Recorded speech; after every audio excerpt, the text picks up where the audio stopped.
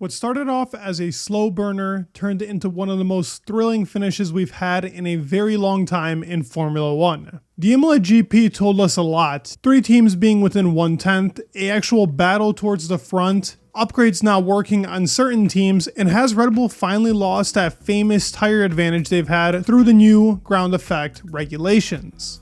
While we didn't have many overtakes, the gap at the end told us that the battle at the top is very close, with Ferrari, McLaren, and Red Bull all being within the fight and making for an exciting 2024 season. Wanted to thank you guys for the support on the last couple of videos and in general on the channel. We hit over 40,000 a couple of days ago, and I wanted to thank you guys for that. It's an incredible number, and thank you so much for subscribing, watching the videos, commenting as you do, and just being great friends to the channel. So thank you so much for that. If you're new, I'd love if you subscribe. But this is everything that we learned from the Imola GP. This Grand Prix was always going to be one of the most telling Grand Prix, with huge upgrades coming from Ferrari, Aston Martin bringing parts, Red Bull brought a new floor, we saw Mercedes actually upgrade the car as well. Every team brought a little bit of something to try and compete towards the top, and we got a better battle at the top with not just 3 teams, a 4th and a 5th team inching up as well. We saw quite impressive performances from Yuki Tsunoda in qualifying, but the RB falling back in the race. We had battles towards the back of the race as well, K-Mag making a lot of places up. Overtakes happened towards the end with a one-stop strategy where tire degradation actually mattered because Pirelli enforced the correct compounds for this race. We had a C4 to a C2 last year, going now to a C3 to a C5, which was definitely the right call. We had the right tire degradation. The teams with the best tire deg definitely benefited off of it, but it made for quite an exciting ending, as we saw with Lando Norris being at about 7/10 towards the end of the race, pushing his heart out. So many moments of oversteer in that sector 1, but catching the car and pushing to the limit. That's what we like to see in Formula 1.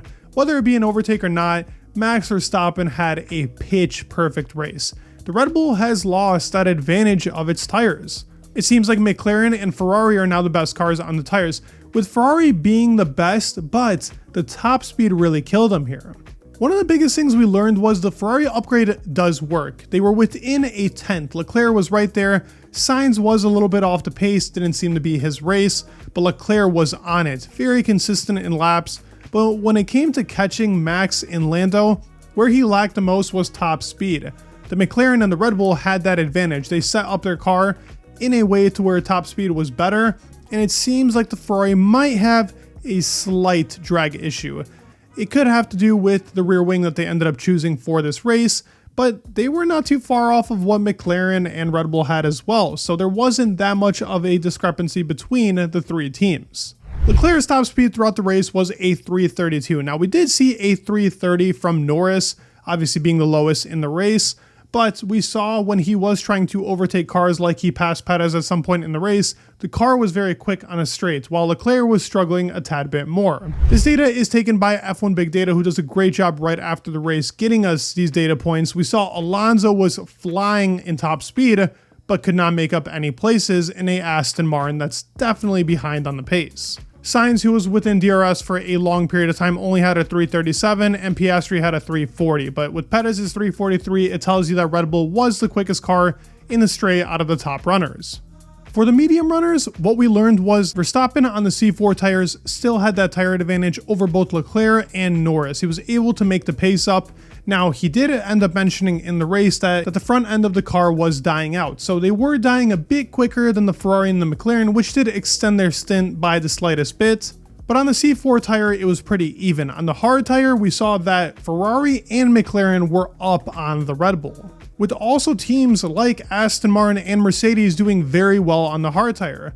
A quick shout out to Lance, who's had a pretty off season so far, had a great race where Fernando was nowhere to be found. Now, Fernando did have old and new parts on the car. They went with a setup that clearly wasn't working. He was bouncing on the straight.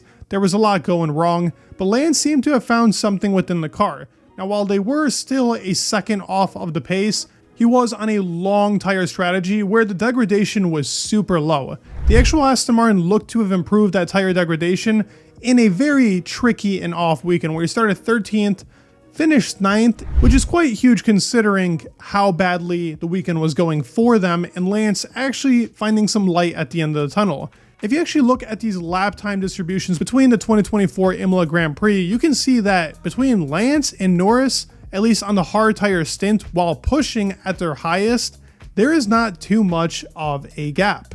Mercedes is included here. We also saw Russell go for the fastest lap at some point, ended up actually getting it. And if you look as a whole, now this does count that medium stint that Russell ended up using, it was about a 2.5 difference, which is incredible considering Mercedes has been quite behind. Ferrari was about a tenth off. Red Bull was actually behind on the McLaren pace, but only by 20 hundredths. The regulations are closing up. 2025 will be the last year of these regs, and the teams are super close. Now with a lot more upgrades coming in Monaco and Barcelona and Canada, with this being the European leg for the 2024 calendar, we're only going to see these teams inch up even closer. McLaren seems to have found their footing perfectly with a car that still needs to be upgraded quite a lot. They say there's still much more to upgrade within the car. Red Bull's technical director Adrian Newey has already talked about the marginal returns on the car, and with him leaving this year, that is definitely a huge asset the team has lost. Even Pierre Wash talking about it, you cannot replace a person like Adrian Newey. Most teams will be hitting marginal returns since we are getting towards the end of the regulations, but Red Bull has already stated it, and McLaren has not talked about it too much. So does the McLaren concept actually have more pace to be found over the Red Bull concept as of currently? We know Ferrari is just starting off on their upgrade. Sainz even told the media that this was being blown out of proportion, at least the time gained off of their updates, and there's still much more to come with the Ferrari, with this only being the first set of their upgrades. And considering the pace we saw from Leclerc on the hard, where he was able to keep up with both McLaren and Red Bull if it wasn't for the top speed, this is only a start for this Ferrari team, which has only brought their first upgrade of the year. We got to remember that within the start of the season, Ferrari has not brought anything. They didn't even bring a rear wing, only a slight upgrade to Australia, and this is their first big package to the SF24, which is now their SF24 Evo. There is still much more time for Ferrari and McLaren and Red Bull to all make gains in what was quite the exciting race that told us so much. So what did you guys learn? Did you guys enjoy this race, even with it not being a overtake fest? It was quite a slow burner in the beginning, but then it ended up becoming quite a masterful race to end it. Even with Max winning, this showed how good Max is. I mean, does he really need to show how good he is? He's Max Verstappen. But it did tell us a lot, and I hope you guys enjoyed the video. If you did, please give it a like, subscribe, and me in the world, and peace.